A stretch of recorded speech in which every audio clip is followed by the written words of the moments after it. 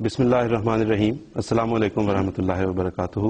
ناظرین، پرسیکیوشن کے موضوع پر ایک اور پروگرام کے ساتھ آپ کی خدمت میں حاضر ہیں.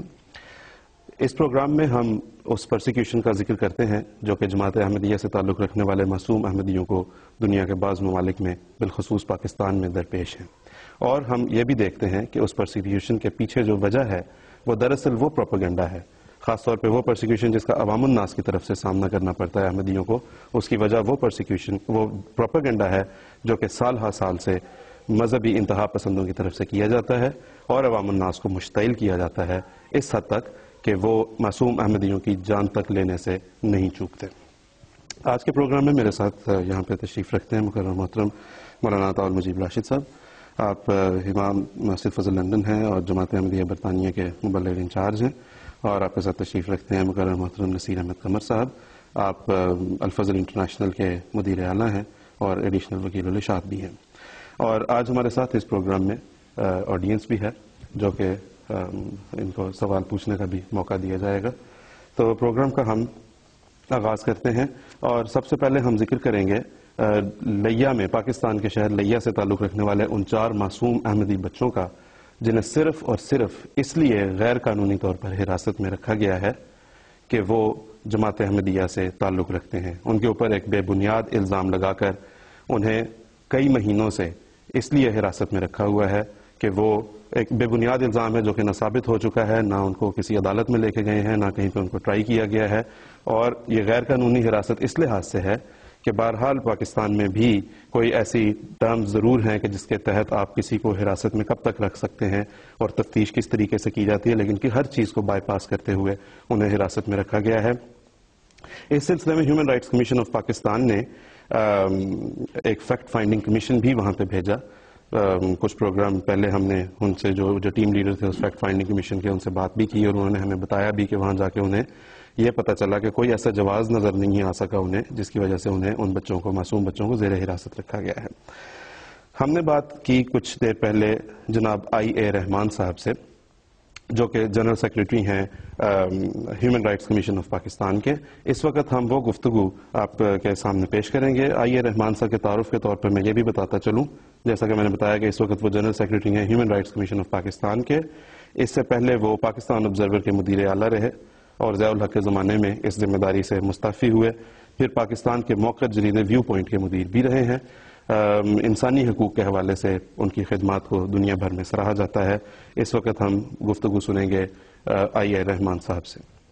السلام علیکم رحمان صاحب. السلام علیکم.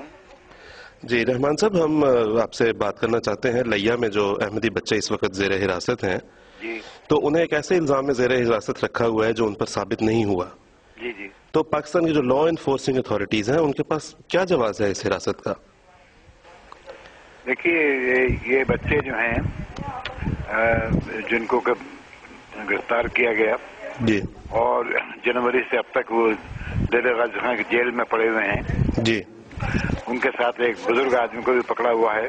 جی ہم نے جو ایک فیکٹ فائنڈنگ مشن بھیجا تھا، جی اس نے یہی بتایا کہ ان کے بچوں کے خلاف کوئی قابل ذکر الزام نہیں ہے، کوئی بات ایسی نہیں ہے. جی لیکن ہمارے ملک میں فضا ایسی ہے اور جو جنہیں اقلیت کہا جاتا ہے ان کے خلاف اتنا زہر اور اتنا مواد پھیلا دیا گیا ہے، اور خود جو سرکاری حکام ہیں اور عمال ہیں وہ اس نفرت کے کھیل میں شامل ہو گئے ہیں کہ کوئی سنتا ہی نہیں ہے.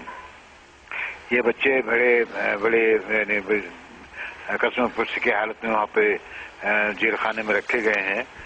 یہ پڑھنے والے بچے ہیں. انہوں نے دوران حراست اپنی تعلیم جاری رکھنے کے خاطر ہم نے امتحان دینے کی کوشش بھی کی اور دیا بھی ہے.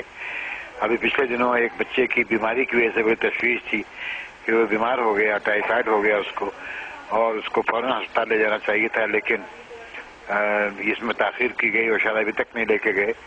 لیکن اور ساتھ ہی یہ کہ جو اس کے گھر والے اس کے ملنے میں پابندیاں بھی زیادہ ہو گئیں، یعنی یہ آسانی بھی نہیں ہے کہ ان کو آسانی سے ملا جا سکے.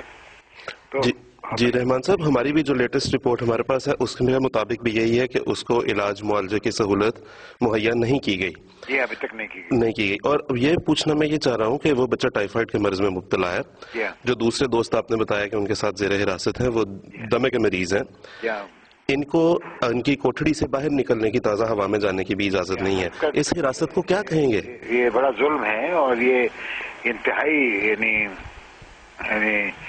نازیبا اور ناقابل قبول سلوک جو ان کے ساتھ کیا جا رہا ہے، اور صرف اس لیے کہ ان کو عقیدے کی سزا دی جا رہی ہے، تو یہ پاکستانی حکومت اور پاکستانی قوم کے نام پہ کلنک کا ٹیکا ہے. جی رحمان صاحب، ہمیں یہ بھی بتائیں کہ دیکھیں اب جس طرح human rights commission of Pakistan آپ نے فیکٹ فائنڈنگ کمیشن بھیجا، اس کی ایک رپورٹ آئی. کل میں دیکھ رہا تھا ایشین ہیومن رائٹس کمیشن والوں نے بھی یہ رپورٹ جو ہے اسی سلسلے میں بالکل آپ کی رپورٹ سے ملتی جلتی، یعنی کہ ان کے اوپر ایک جو الزام ہے وہ بے بنیاد ہے، الزام ثابت نہیں ہو چکا، اس طرح کی رپورٹ شائع کی ہے. یہ رپورٹس آخر ان اتھارٹیز تک پہنچتی ہیں، ان کا کیا ری ایکشن ہوتا ہے آگے سے؟ وہ تو یہ کہ جو رپورٹس کا اثر ہمارے ملک میں حکومت پہ ہوتا ہی نہیں ہے، اور بعض معاملات میں بالکل نہیں ہوتا. یہ ان معاملات میں شامل ہے. یعنی ہمارے ملک میں جو غیر مسلم شہری ہیں ان کے ساتھ جو زیادتیاں کی جاتی ہیں وہ ہیں، لیکن سب سے زیادہ زیادتیاں اس ضمن میں احمدی کمیونٹی کے ساتھ کی جاتی ہیں، اور یہ سب کو معلوم ہے، پاکستان میں بھی معلوم ہے، پاکستان سے باہر بھی معلوم ہے. احتجاج بھی ہوتے ہیں، رپورٹس بھی ہوتی ہیں، مطالبات بھی ہوتے ہیں، لیکن ہماری حکومت اس قدر کمزور ہے یا اس قدر بے حس ہے یا اس قدر بحری ہے کہ اس پر اثر نہیں ہوتا. جی، لیکن جب ہم بات کر رہے ہیں بے حسی کی رحمان صاحب، تو آن دی ادر ہینڈ یہ دیکھنے میں آ رہا ہے کہ پولیس کی ریکویسٹ کے اوپر ان کی ڈیٹینشن کو پرولونگ کیا جا رہا ہے، ان کی حراست کو طوالت دی جا رہی ہے. تو اس معاملے میں تو بڑے یہ لوگ ایکٹیو ہیں. جی وہ نہیں، یہ تو جب ریاست کوئی زوال پہ ہوتی ہے تو اس کی اچھی کارکردگی تو متاثر ہو جاتی ہے، وہ ختم ہو جاتی ہے، اور جو اس کی خرابیاں ہوتی ہیں، برائیاں ہوتی ہیں، کمزوری ہوتی ہیں، وہ پہلے سے زیادہ نمایاں ہو جاتی ہیں. تو آج کا چونکہ انصاف کا تو زمانہ نہیں ہے، اس لیے جو کمزور طبقات ہیں، جو کمزور عناصر ہیں سوسائٹی کے، ان کے بارے میں پولیس ضرورت سے زیادہ یعنی اپنے اختیارات استعمال کرتی ہے. جی رحمان صاحب، ہمیں یہ بھی بتاتے چلیں ہمارے ناظرین کے افادے کے لیے بھی، ان کے معلومات میں اضافے کے لیے بھی، کہ پاکستان کا قانون کیا کہتا ہے کہ اگر کسی کو حراست میں رکھا جائے اور اس کو ٹرائی نہ کیا گیا ہو تو حراست کے لیے کیا قوانین ہیں؟ پاکستان کے آئین کو کون مان رہا ہے بھائی؟ پاکستان کے آئین کو نہ حکومت مان رہی ہے، جی طالبان مانتے ہیں، نہ پولیس مانتی ہے.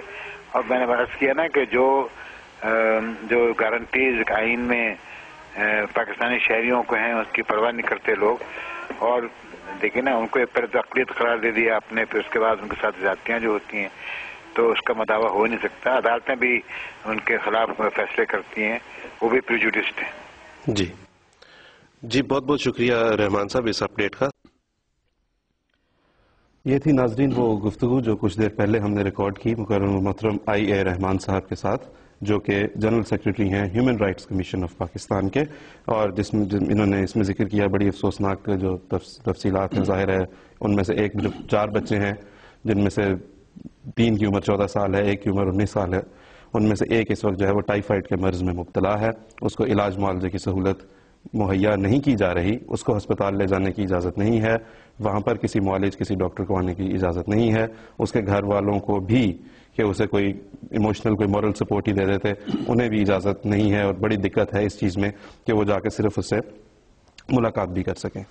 صاحب ہم پاکستان کے حوالے سے اکثر یہاں ذکر کرتے رہے ہیں کہ وہاں پہ شرافت بالکل بے آواز ہے، بولتی نہیں، اور ظلم و ستم کے مخالف کوئی آواز نہیں اٹھاتی. لیکن آج رحمان صاحب کی گفتگو سن کے میں یہ کہہ سکتا ہوں کہ آج بھی کچھ لوگ زندہ ہیں جہاں میں ایسے آزاد اور جرت والے جو آواز حق کو بڑی جرت کے ساتھ بلند کرتے ہیں. تو میں سمجھتا ہوں جب تک ایسے لوگ کسی معاشرے میں رہیں گے کچھ نہ کچھ امید رکھنی